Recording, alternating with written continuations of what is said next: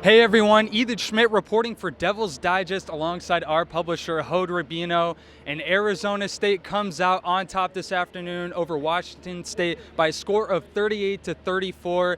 Jaden Daniels with a 17-yard run at the end in the final minute to cap things off for Arizona State. And Hode, there's a lot of talk just about how Arizona State needs to handle success. And you talked about it last year and coming into this season. And now just after this win, where do you think they are?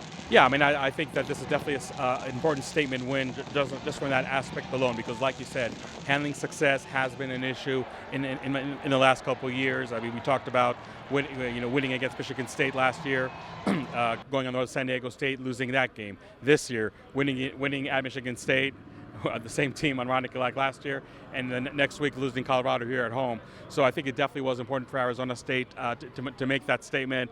It is kind of funny. I mean, I don't like to talk too much about how much the betting lines in Vegas reflect the mood, before the game or anything like that.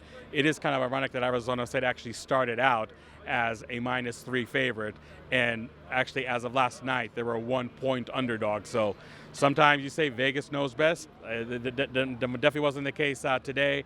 I don't know if the ASU coaches and players were realizing that here they are, a ranked team at home playing an unranked team and still being a 1-point underdog.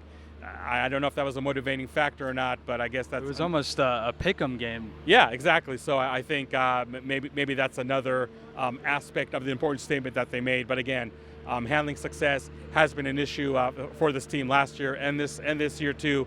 That's why I think, among many reasons, this win was so significant for the Sun Devils. Definitely, Hode. It was huge. And starting with the defensive side of the ball, it was just a daunting task to take on one of the most high-powered offenses in the country in Wazoo. But Arizona State's defense showed up in the fourth quarter, just allowing 3 points. And Hode, how significant was that in the flow of this afternoon's game? Really, really significant, because this is a very daunting offense to play. And Danny Gonzalez, the defensive coordinator, admitted that after the game. But what he did like was the poise of his team. I know maybe people are sick of hearing how young this team is, how young this defense is, but that is still a factor right now with these 2019 Sun Devils. And the fact that this unit, as young as they are, were able to show so much poise in the fourth quarter, limiting Washington State only to 3 points. And let's not forget that the Cougars got a very short field after a shank by punter Michael Turk, a very rare shank by this punter that's been very good by and large so far in this season. And Danny Gonzalez also talked about his defense on the sidelines, not worrying about the offense, scoring or not scoring, but really being fully focused on what the coaches had to say, preparing for that final drive, which they knew was going to come, because I don't think anybody thought that Arizona State would actually score with 0 points on the clock. Jaden Daniels scored only with 34 seconds on the clock. And like Gonzalez said, and I think all of us in the press box echoed it too, that's a lot of time for a Mike Leach offense to score, even if it's just a field goal. Definitely. So for this defense to come up huge in the fourth quarter was definitely significant.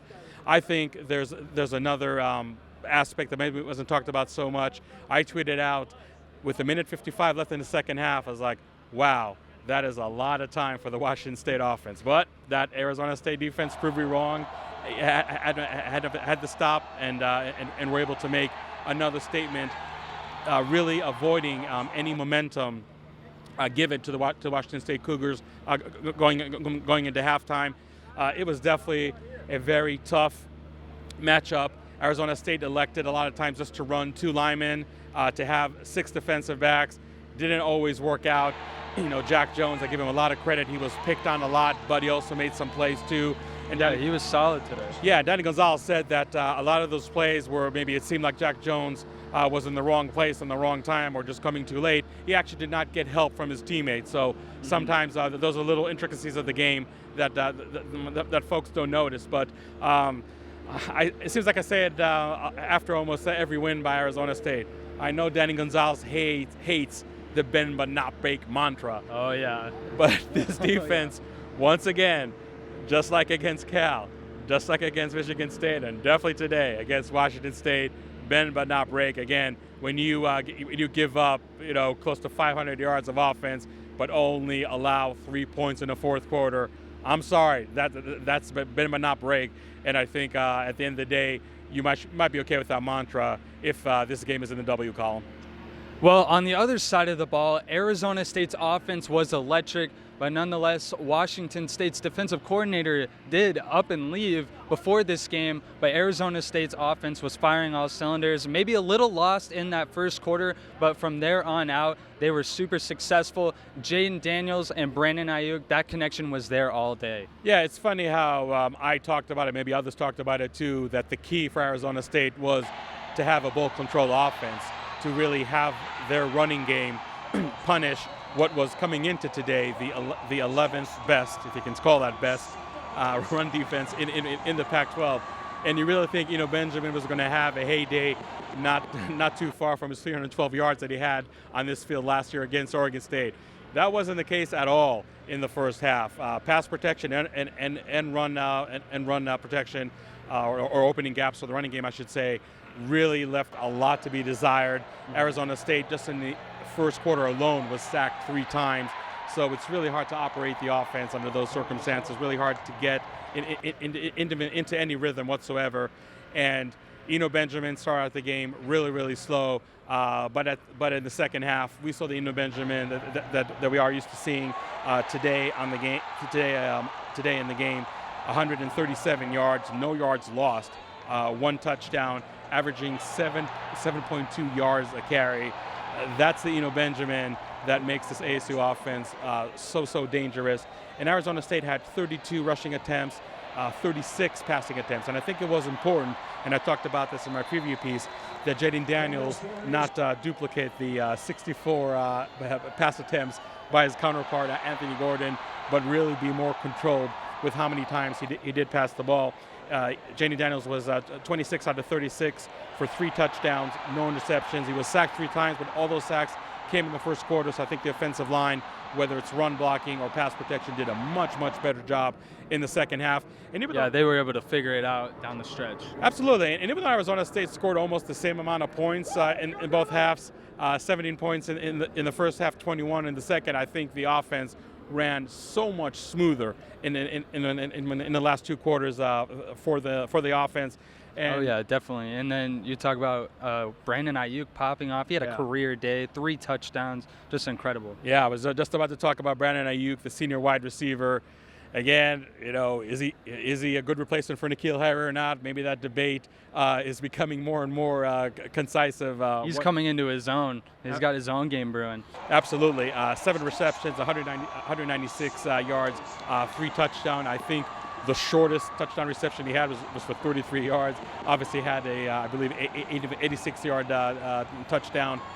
Just absolute blessing for Jaden Daniels, for a young quarterback, to have such a weapon, such a weapon in the passing game.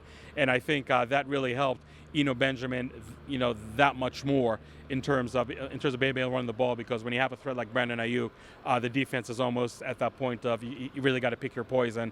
And Arizona State really having a very good game on offense, especially in the second half. Once they were able to figure out the issues they had in the offensive line in the first half, I think everything was downhill in a positive way for this Arizona State offense. I know that Washington State is a defense that all year long has given up a lot of points when they played quality opponents. So maybe some people won't make a big deal out of these 38 points, but again, when you look at what a young quarterback like Jaden Daniels was able to do, and he's the one that engineers a 3rd comeback win in the 4th quarter for the Sun Devils. Incredible. And the guy's still a true freshman. And today he actually scored the winning touchdown for a change. You really can't say enough about Jaden Daniels and enough about this ASU offense, which, like you said, the first quarter was rough.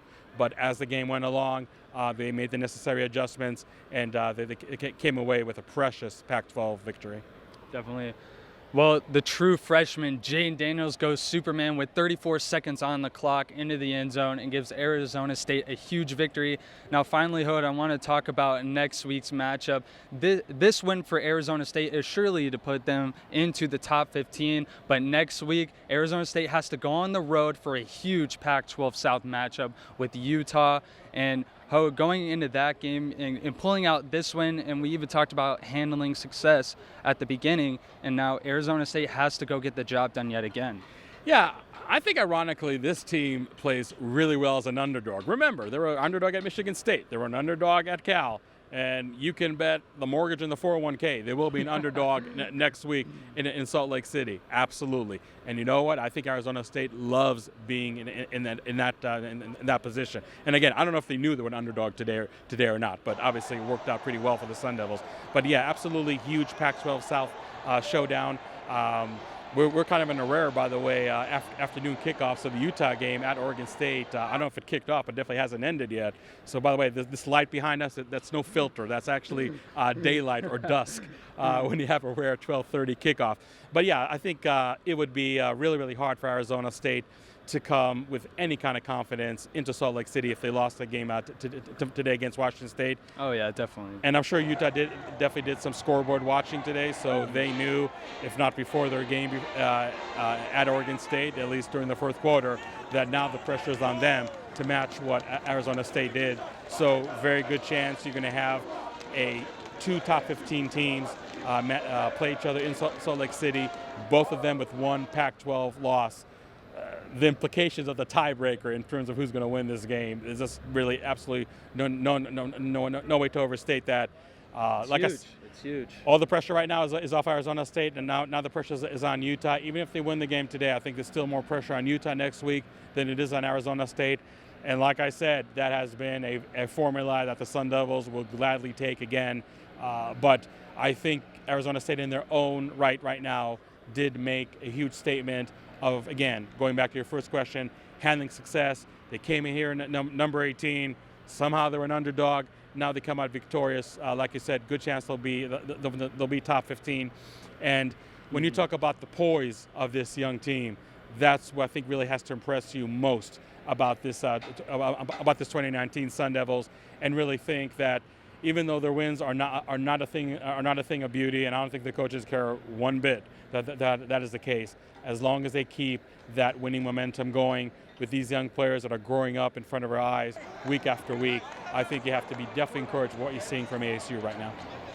Well, that wraps things up for us here at Sun Devils Stadium. You can catch all of our content from this afternoon's game on DevilsDigest.com and keep up throughout the week for content approaching that huge Pac-12 matchup with Utah. And of course, Devils Digest will be on site there. For Ethan Schmidt and Hode Rubino, we thank you for joining us, and we'll see you in Utah.